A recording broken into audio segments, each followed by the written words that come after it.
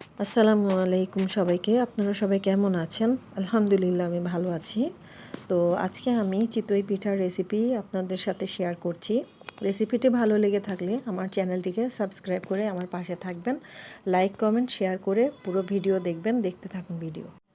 তো এখানে আমি 2 কাপের চেয়ে সামান্য একটু বেশি দিয়েছি আতপ চাল। তো আমি ভিজিয়ে রেখেছিলাম চালগুলো, ভালোভাবে ধুয়ে নিয়ে একটি ব্লেন্ডার জারে দিয়ে দিয়েছি।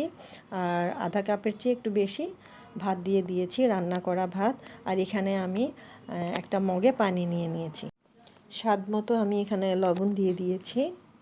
এরপর আমি পানিগুলো দিয়ে দিয়েছিলাম একটি কাচের মগে যে পানি নিয়েছিলাম। এখন আমি ব্লেন্ড করে নিচ্ছি, ভালোভাবে মিহি করেই ব্লেন্ড করে নিয়ে নিচ্ছি।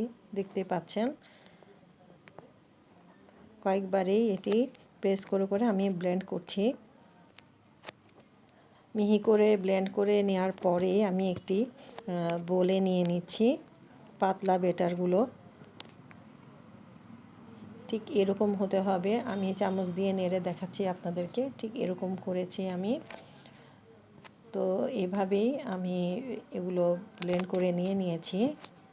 বেটারগুলো ভালোভাবে একটু নাড়াচাড়া করেছি এবং আমি একটি চিতই পিঠার কড়াই এভাবে খুব থাকলে বানাতে সুবিধা হয়। এখন আমি এখানে একটু তেল ব্রাশ করে নিয়েছি, সামান্য পরিমাণে তেল ব্রাশ করে নিচ্ছি। ভালোভাবে হাই হিট করে নেব। আরেকটি লোহার কড়াইতে আমি আবার তেল ব্রাশ করে নিয়েছি। তো আমি দুইটা চুলাতে দুপাশে বানিয়ে নিচ্ছি। এভাবে আমি আস্তে করে দিয়ে দিয়েছি। এখন আমি উপর দিয়ে একটি ঢাকা দিয়ে দিচ্ছি, সিলভারের ঢাকা। এখন আমি ওই খোপগুলাতেও আস্তে আস্তে করে পাতলা বেটার দিয়ে দিচ্ছি। একদম সমান সমান করে দেওয়া যাবে না, একটু একটু বাদ রাখতে হবে। হাই হিটে করতে হবে এবং আমি এখানেও ঢাকা দিয়ে দিচ্ছি। তো এভাবে ঢাকা দিয়ে রাখার পরে 1 থেকে 1.5 মিনিটের মতো লাগবে পিঠা হতে। তো আমার পিঠা হয়ে গেছে। এখন আমি একটি একটি করে উঠিয়ে নিচ্ছি খুব সহজেই। এভাবেই চিতই পিঠা আপনারা শীতে বানিয়ে খাবেন ঝোলা গুড় দিয়ে। সব পিঠা হয়ে গেছে। এখন আমি ঝোলা গুড় দিয়ে এগুলো পরিবেশন করছি।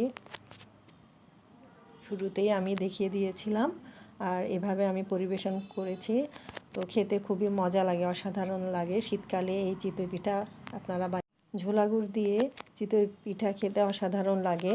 আবার অনেকে ভর্তা দিয়ে, বিভিন্ন রকমের ভর্তা দিয়ে খেতে পছন্দ করেন। তো আপনারা সবাই আমার জন্য দোয়া করবেন। আল্লাহ হাফেজ।